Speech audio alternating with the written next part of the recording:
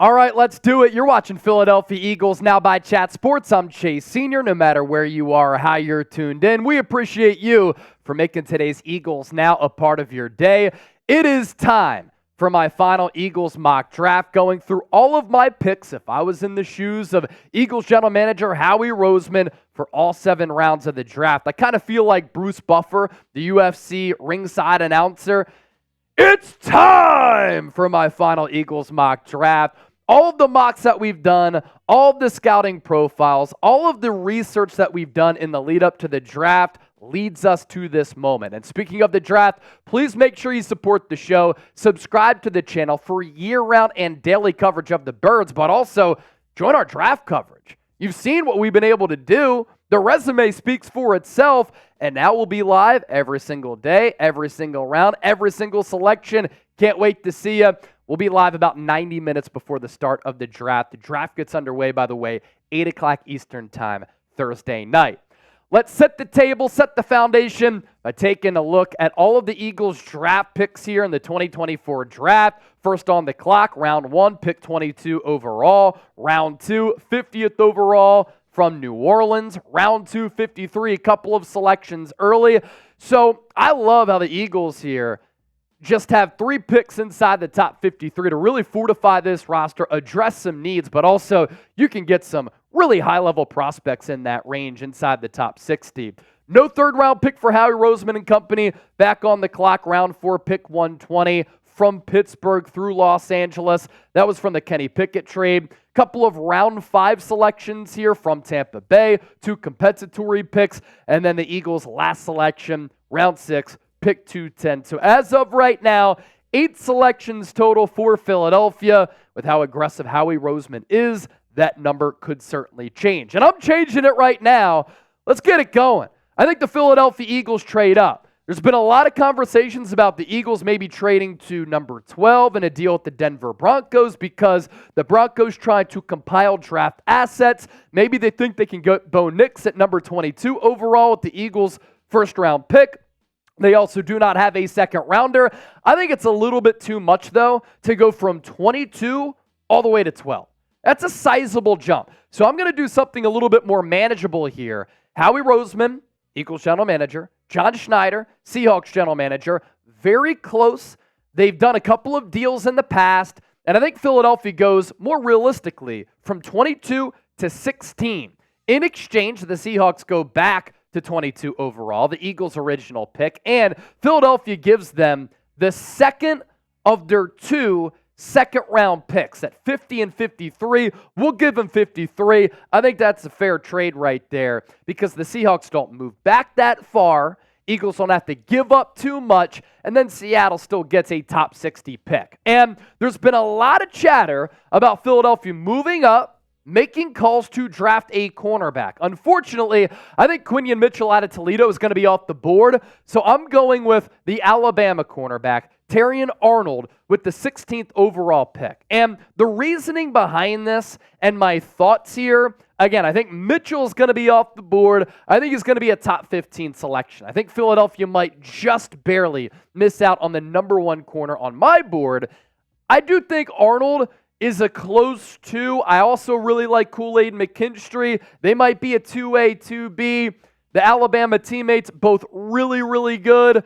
Terrion Arnold maybe gets a little bit too handsy sometimes, but I like the swagger and the confidence of both Arnold and McKinstry. But McKinstry is also coming off the Jones fracture surgery, so he's been flagged by some teams because of the medicals.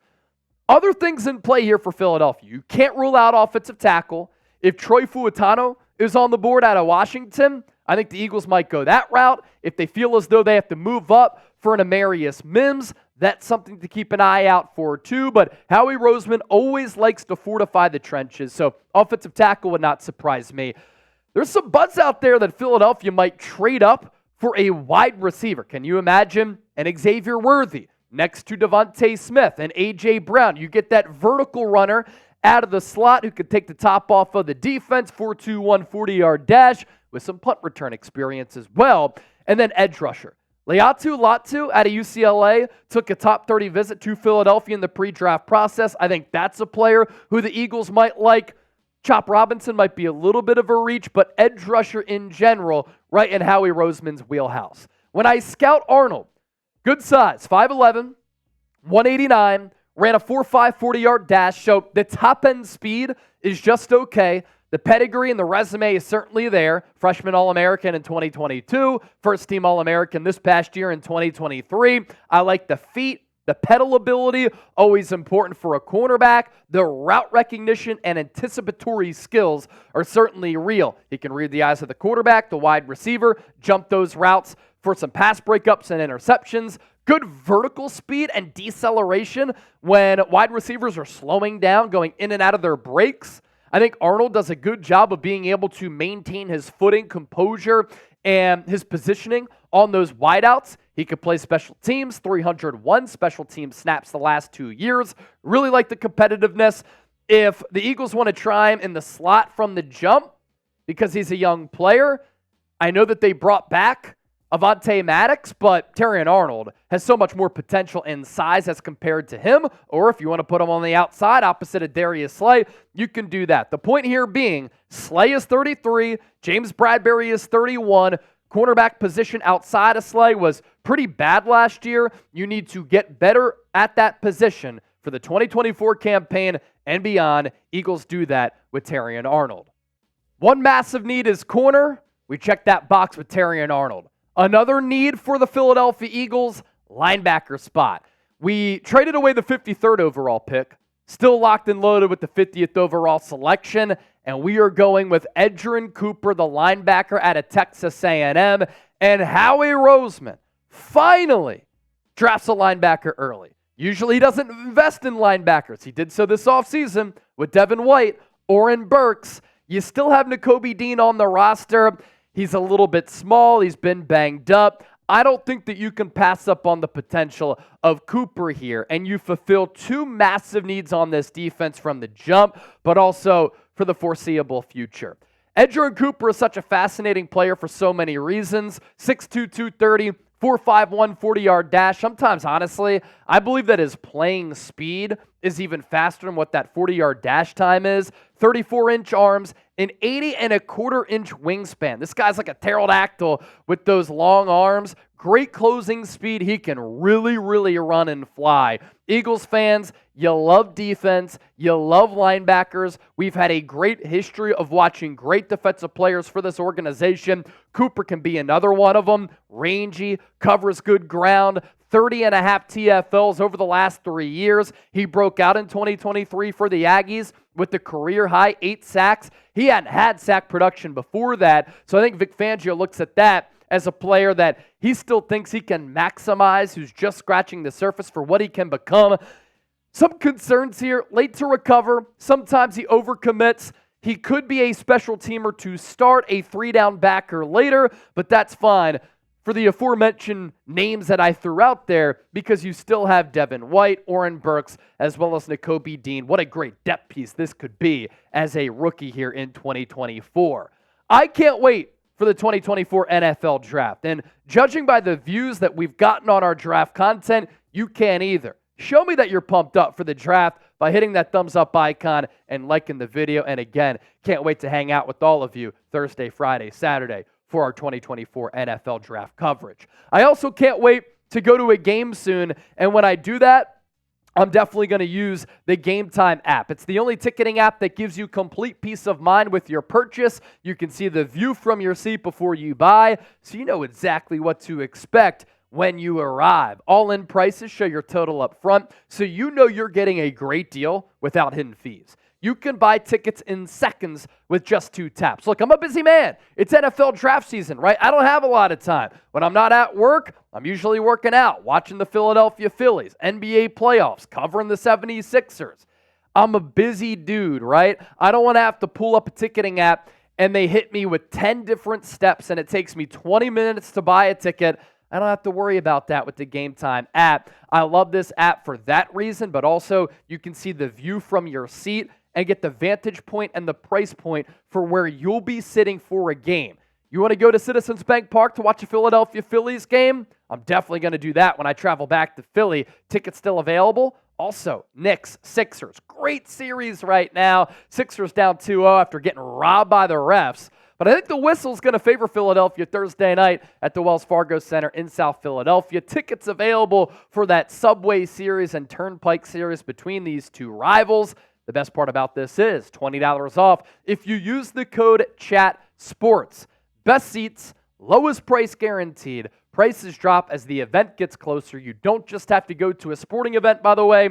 I love music. I go to concerts. I love comedy. I go to comedy shows. You like theater? You can do that too. Game time. Chat Sports is the code. $20 off. Philadelphia, as I mentioned off the rip, does not have a third-round pick. We are going to trade up into the third round. And Howie Roseman, using his connections here. He's tight with John Schneider, Andrew Berry, Browns general manager, used to work in this Eagles front office. Howie really valued him in that front office. We're going to do something similar that Howie did last year.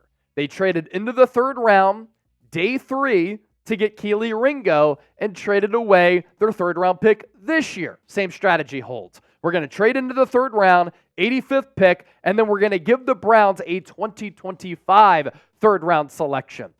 And we're going to go offense here after going defense with the first 2 picks. Brenden Rice, the son of Jerry Rice, is the pick here at 85 overall. I think to start his career, he's a very good slot option, and he immediately becomes, as a rookie, wide receiver 3 next to A.J. Brown and Devontae Smith. I like the variety to his route tree, the versatility that he has, and the value of the pick. And you know what? I believe in bloodlines. Pops is Jerry, probably the GOAT at the wide receiver spot. Let's take his son, who was the number 1 wideout for Caleb Williams at USC and Lincoln Riley's offense in 2023. The Eagles did have Rice, Cooper, Arnold, all in for top 30 visits. And we've seen, and we've talked about this on the show, that when the Eagles have players in for 30 visits, it's usually an indicator of their interest in the player here because they want to get to know him, scout him a little bit, see how they are personable, how they communicate with others, and just get that draft intel on the prospect. Rice, 6'2", 208, ran a 4.5 40-yard dash, solid speed, but not a burner for any means. And, you know, that 4.5 40-yard dash speed, you could go with the Tez Walker out of UNC, and he's definitely more of a vertical threat. He did a good job teaming up with Drake May on a lot of explosive plays. But I just have concerns for him as compared to Rice, who I think is more of a sure thing and the better player available here. Rice, good athlete, good size and bulk, solid vertical speed, and he can leap. So sometimes he plays faster than that 4.5 40. I like his body control. I always think that's somewhat underrated when evaluating wide receivers. Can you make a play in traffic? Can you go up and get it? Come down with the football. You can be fast all you want, but sometimes those other intricacies of playing the wide receiver position, a little bit more important than speed.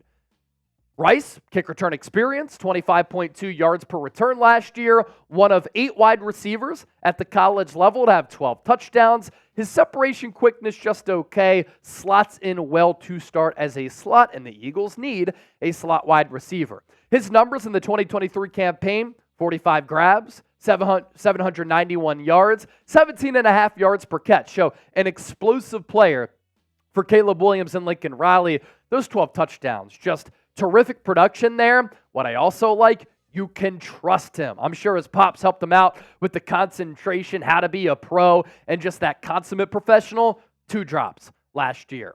I want a player who is dependable and reliable. 4th round pick, 120 overall.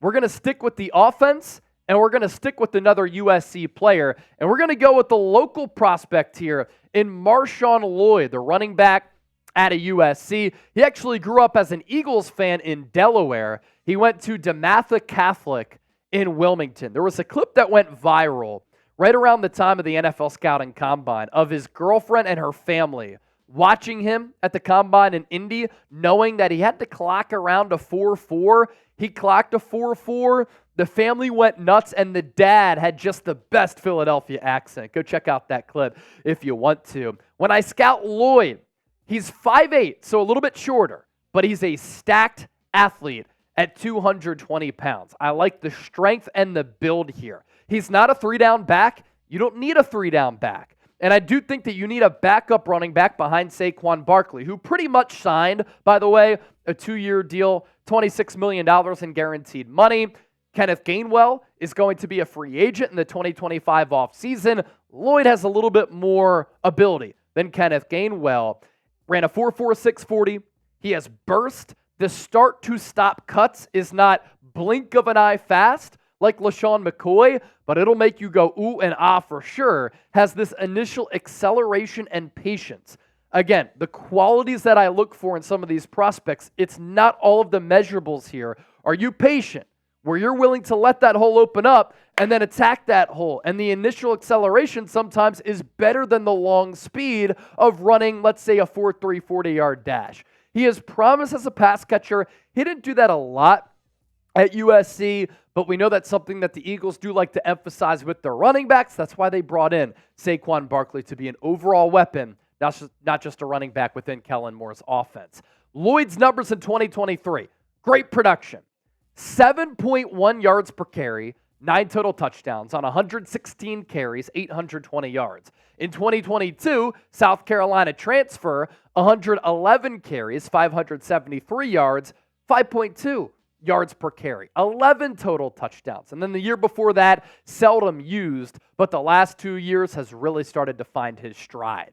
And I get it. A lot of people watching this mock up to this point, Chase, no offensive lineman yet. That's why we're going to go heavy offensive line toward the tail end of the draft. Also, edge rusher, defensive tackle coming up. I know you're excited for that. Caedan Wallace, offensive tackle guard hybrid out of Penn State. Eagles have a lot of intel on the player because he played in state under James Franklin, great recruiter, awful in big games. We know that, but he does a hell of a job of recruiting pro-level players.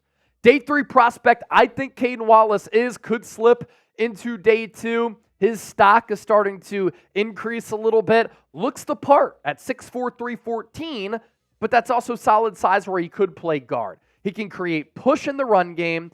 There was an uptick, as coaches said this, in his overall preparation in 2023. Started to take the game a little bit more seriously. While he might be better slotted as a guard, not great range, not a great lateral mover, needs a little bit of development.